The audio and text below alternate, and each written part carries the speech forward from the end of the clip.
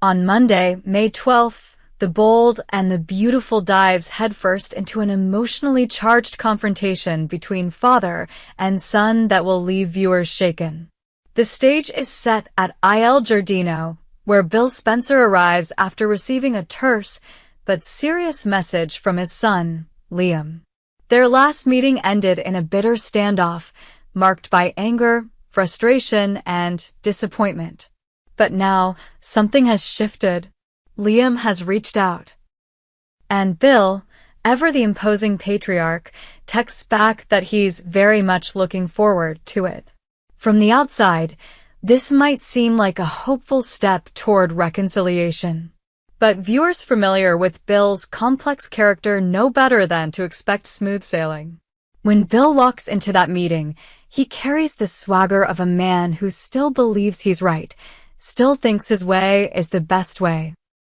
There's a smirk, maybe even a touch of sarcasm as he sits across from Liam, half expecting an apology, half convinced Liam is finally crawling back into the Spencer family fold, ready to pick up his executive duties at Spencer Publications. But that's not what this meeting is about. Liam isn't there to apologize. He isn't there to talk about business. He's there because something inside him is breaking emotionally, physically, irreversibly. He sits across from his father, trying to hold himself together. Bill, sensing the hesitation, tries to push things forward in his usual way, direct, brash, maybe even flippant. He doesn't understand why Liam's so quiet. He doesn't know yet. He thinks maybe Liam is still sulking over old wounds. But then, the dam breaks. Liam, voice cracking and eyes full of dread, begins to explain. He tells Bill that something has been wrong for a while.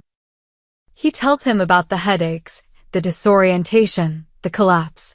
He tells him about the emergency brain surgery, the fear, the rush, the sheer panic of it all. And then he lays down the real bombshell.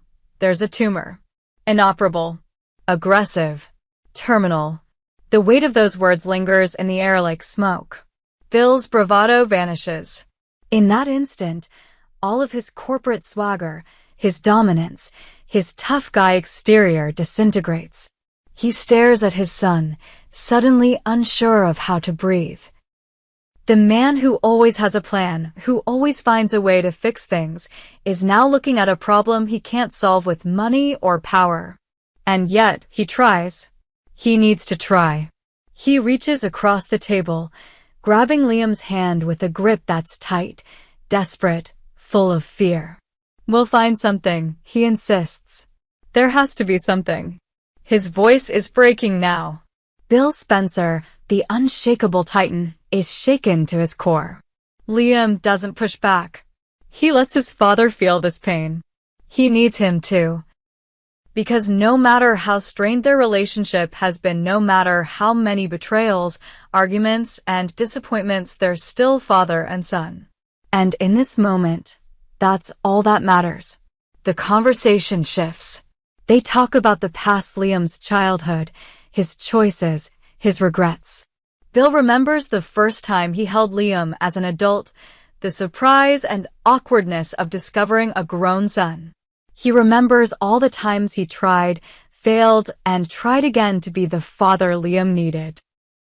Liam, for his part, acknowledges his own failings, his stubbornness, his inability to let Bill in when it mattered. They talk about the present, how things feel more fragile now, how time has suddenly become a luxury they can't afford to waste. Liam admits that he's been keeping the diagnosis from everyone. That he didn't know how to tell Steffi. That Hope doesn't know either. That he didn't want to be seen as a man on a countdown. But with Bill, it feels safe, necessary, honest. And then they talk about the future. What little of it remains. Liam confesses he's scared not of dying, but of what he's leaving behind. Kelly, Beth, the memories, the missed chances. He wants to know that someone will be there for them, that they'll grow up knowing their father loved them more than anything. And Bill, without hesitation, promises. He swears on everything he is that those girls will never want for love, for safety, for support. He will step up. He will protect them like they're his own. Because they are. And then Bill starts talking about solutions again. His mind, always racing, starts plotting paths out of this impossible corner. He mentions doctors in Zurich, experimental therapies in Japan, a team of specialists in Israel who took on cases everyone else abandoned. He'll call them all. He'll fly Liam wherever he needs to go. If there's even a 1% chance, he's taking it. You're not done, Liam. Not on my watch. But deep down, they both know what the odds are. Meanwhile, outside of this devastating father-son reckoning, other pieces are shifting. Steffi, after her difficult confrontation with Hope, may finally be making her way home. What she'll walk into is anyone's guess, but if Liam decides to share the news with her, it will shatter everything they know. The dynamic between Steffi and Hope has always been tense, but this is bigger than love triangles and past wounds. This is life and death. Finn, too, is in the background. The tension between him and Liam over how to handle this crisis has been simmering. Finn, ever the doctor, urged transparency. But Liam resisted. Until now.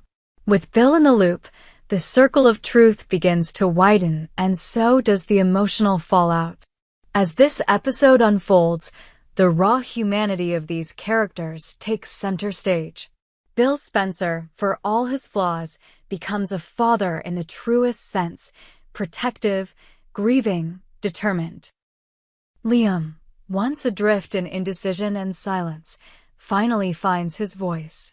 The stakes have never been higher and the drama never more real. Viewers aren't just watching a soap opera, they're watching a family grapple with mortality, legacy, and what it means to truly be there for one another when everything is on the line. By the end of Monday's episode, hearts will be broken and the future will feel unbearably uncertain. But in that uncertainty, there's connection. A fragile thread of love, regret, and hope tying father to son. And that, in the world of the bold and the beautiful, is where the real story lives. The cliffs of Malibu have seen countless storms, emotional, romantic, and at times explosive, but none quite like what's about to erupt in the heart of the bold and the beautiful. The majestic home perched above the sea has always been a symbol of love and power for Steffi Forrester and John Finn Finnegan, but now that foundation is fracturing and fast. At the center of this unraveling isn't just old wounds or external threats. It's Luna Nozawa. Her presence, initially innocent, now stands as a wedge between a once unshakable couple. When Steffi opens the door to her home again after a tense exchange with Hope, she finds the atmosphere inside thick with tension. The question lingers, is Luna still there? And the answer, to her growing fury, is yes. Luna has not only stayed, she's made herself at home, solidifying her position with an almost disarming sense of entitlement. Despite Finn's suggestion that Luna return to wherever she came from, to the life she left behind, she has refused outright. Her reasoning is simple and emotionally disarming. She needs her father. In a town where she has no one else, Finn is her anchor. And she's not letting go. Steffi, however, is reaching her limit. What started as passive tolerance for Luna's situation has turned into deep-rooted resentment. She walks into her own home and feels like a guest, feels like she's constantly being asked to share space, time, and now even emotional intimacy with a young woman she never invited in. She sees the way Finn bends toward Luna's needs, how he softens around her. What she once interpreted as compassion now feels like betrayal. The tension mounts quickly, and it doesn't take long before accusations are hurled across the kitchen, through the halls, into the bedroom. Finn stands his ground, but barely. He tries to explain that Luna is fragile, lost, and in desperate need of stability. He claims this is temporary, that she'll find her footing soon enough and move on. But to Steffi, every passing day feels like Luna is digging deeper into their lives, burrowing into their marriage with dangerous precision. What makes it worse is that Luna seems to know exactly what she's doing.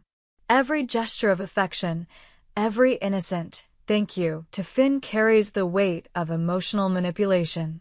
She's not trying to seduce him, not yet, but she's weaving herself into his world so tightly that Steffi begins to wonder if she even stands a chance.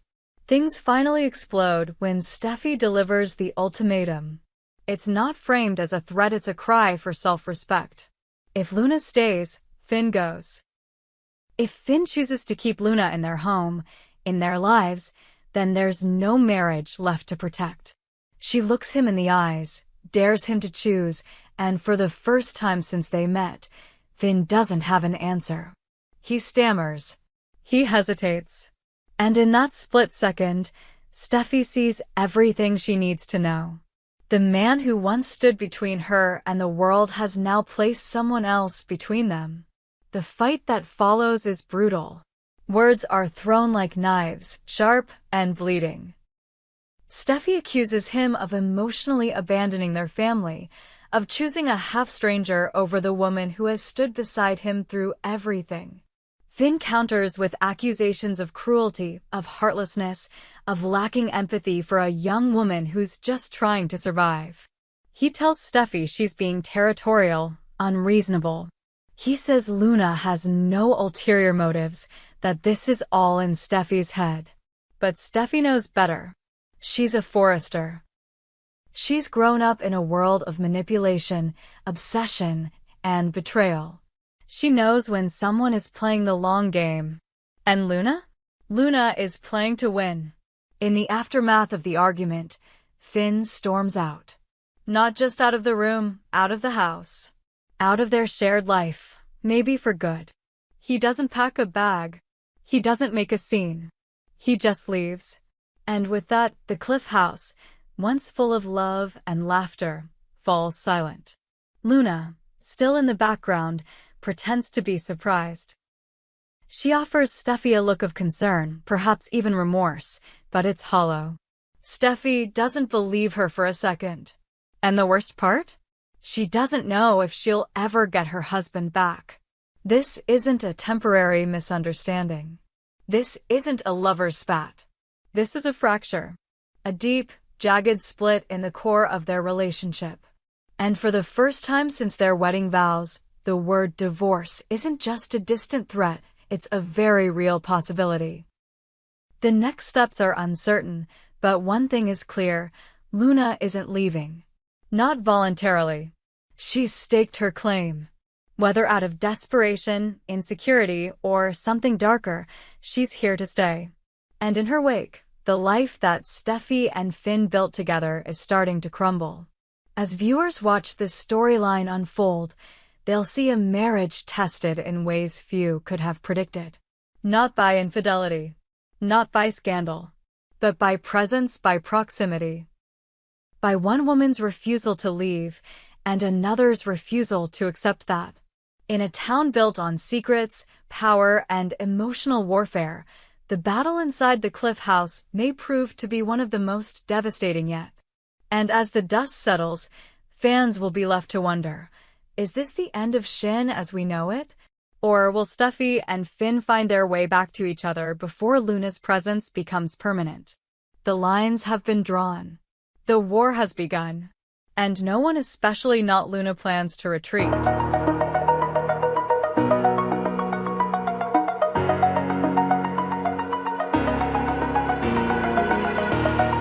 Oh,